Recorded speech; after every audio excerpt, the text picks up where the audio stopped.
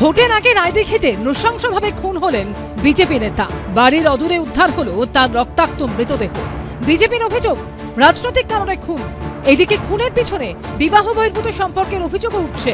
Police সূত্রে খবর, নিহত কিশোর দাসের বাড়ি রায়দিঘির দিঘিরপাড় বকুলতলা পঞ্চায়েত এলাকায়। বিজেপি সূত্রে খবর, 216 নম্বর বুথের বিজেপির সহসভাপতি ছিলেন তিনি। অভিযোগ, সোমবার রাতে বাড়ি থেকে তাকে ডেকে নিয়ে যাওয়া হয়। এরই মধ্যে মঙ্গলবার সকালে বাড়ির অদূরে উদ্ধার হয় বিজেপি নেতার রক্তাক্ত মৃতদেহ।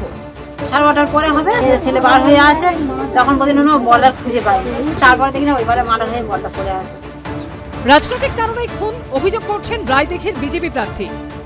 আবারও পশ্চিমবঙ্গে রাজনৈতিকভাবে খুন হতে হলো এক ভারতীয় জনতা পার্টির কার্যকর্তাকে। কিশোর মাঝিকে খুন করলো তৃণমূলের হারমাত বাহিনী।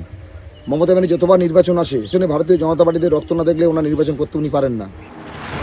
খুনের অভিযোগে ধৃত গোবিন্দ হালদার এলাকার তৃণমূলের সক্রিয় কর্মী বলে পরিচিত। কি পার্টি করো?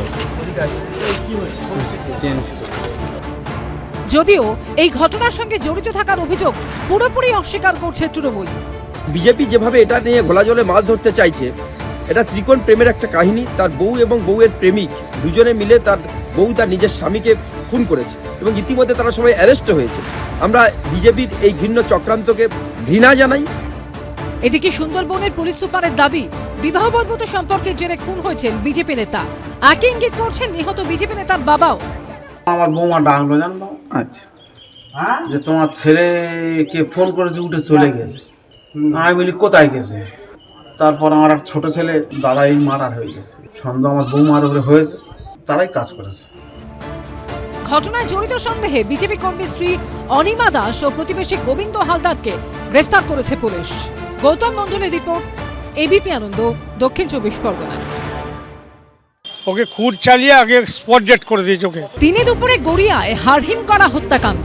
নৃশংসভাবে কুপিয়ে খুন করা হলো পার্লারের মালিক রূপবাণী দাসকে। পার্লারের ঠিক বাইরেই রক্তাক্ত অবস্থায় ছটফট করতে দেখা যায় আততায়ীকে। পুলিশ সূত্রে খবর, ঘটনাস্থলে মৃত্যু হয় তাঁর। প্রশ্ন উঠছে, খুনের পর কি আত্মহত্যা করেন তিনি?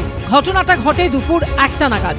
যেখানে আমরা রয়েছি এই সেই বিউটি পার্লার, যে বিউটি পার্লারে বেলা 1টা নাগাদ একজন যুবক ধারালো অস্ত্র নিয়ে প্রবেশ করে। রূপবাণী দাস, যিনি এই বিউটি পার্লারের মালিক, তার যে বিউটি পার্লার, সেই বিউটি পার্লারের ভেতরে কিন্তু সেই যুবক ধারালো অস্ত্র নিয়ে প্রবেশ করে এলোপাথারি কোপ কিন্তু রূপবাণী দাস ওরফে পম্পা দাসের ওপরে চালাতে শুরু করে সেই যুবক। এই রূপবাণী দাসের আরেকজন কর্মী ছিলেন, তিনি ভয়ে বাইরে বেরিয়ে এসে চিৎকার চেঁচামেচি জুড়ে দেন। ঢুকে গেছে, তখন ভিতরে আওয়াজ হচ্ছিল, এইটুকুনি শুনেছি। আমি তো বাইরে ছিলাম দাঁড়িয়ে, আমাকেও যদি মেরে দিত ওই জন্য আমি আর ভয়ে ঢুকিনি। কিন্তু দিনে দুপুরে এভাবে এক মহিলাকে খুন করা হলো কেন?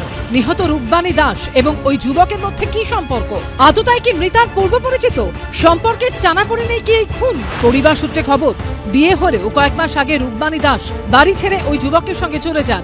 কিছুদিন আগে আচমকা তিনি ফিরে আসেন। ও কোনোভাবে পালিয়ে চলে আসছে ছেলেটাকে ছেড়ে। ও তাকে ছিল।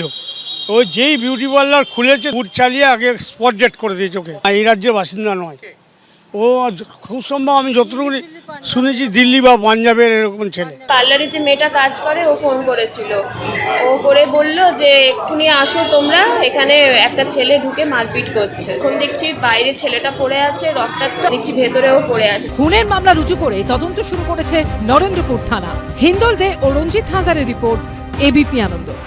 এবিপি আনন্দ, এগিয়ে থাকে, এগিয়ে রাখে।